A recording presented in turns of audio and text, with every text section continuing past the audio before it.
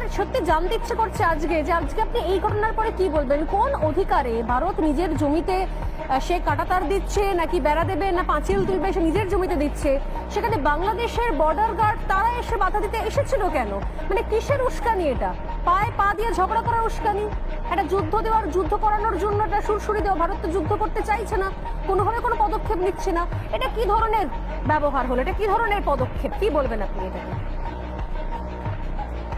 নমস্কার, আমি গর্বিত যে আমার বাংলাদেশে জন্ম হয়েছে এবং বাংলাদেশের বর্ডার গার্ড নিয়ে আমি সম্পূর্ণভাবে গর্বিত এবং আমি এই দেশকে ভালোবাসি। এই দেশের জন্ম আমার শত জন্মের কর্মের ফলে হয়েছে, কারণ বাংলাদেশের মতো একটা শক্তিশালী জন্মগ্রহণ করা একটা ভাগ্যের ব্যাপার, ভারতের মতো একটা দুর্বল দেশে জন্মগ্রহণ করা অন্য ব্যাপার। বিমলদা যে বললেন যে আমাদের যে বর্ডার গার্ডে যেটা করছেন আপনি যেটা বললেন, এখানে সীমান্তে নো ম্যান্স ল্যান্ড এবং 0 পয়েন্টের একটা ডিস্টেন্স থাকে, তারপর তার নিজস্ব জমি আছে।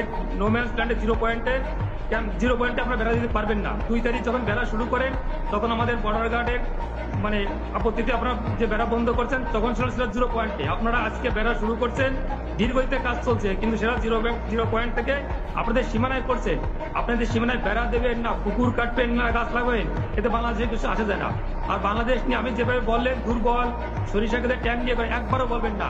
আপনার বয়স কত আমি জানি না, আপনি 2001 সালে আপনার বয়স কত ছিল? 2001 সালে আপনার উস্কানি দিয়েছিলেন সীমান্তে, সেখানে পালুয়ায় 16 থেকে 19 এপ্রিল এই 4 দিন যে গন্ডগোল করছিলেন, সেখানে আপনাদের 18 জন বিএসএফ মারা গেছে, আমাদের মারা গেছিল মাত্র 3 জন। আপনাদের 2 জন বন্দী হয়েছে, আমাদের 1 জনের বন্দী হয় নাই। আপনাদের 2 জন আহত হয়েছে, আমাদের মাত্র 5 জন আহত হয়েছিল। মনে পড়ে না? লজ্জা করে না আপনাদের? বাংলাদেশ নিয়ে তাচ্ছিল্য করেন। 2001 সালে শিক্ষা হয় নাই, 2005 সালে আখাউড়া বর্ডারে গন্ডগোল করছিলেন, সেখানে আমাদের অ্যাসিস্ট্যান্ট কমান্ডার শ্রীমান জীবন কুমার দিদি আপনি নাম বাড়িয়ে বসেছেন। বাংলাদেশ নিয়ে কথা বলার কারণে আমরা কি নাই? বিমল বাবু যে বললেন 2001 আপনার পেছন থেকে দেখেন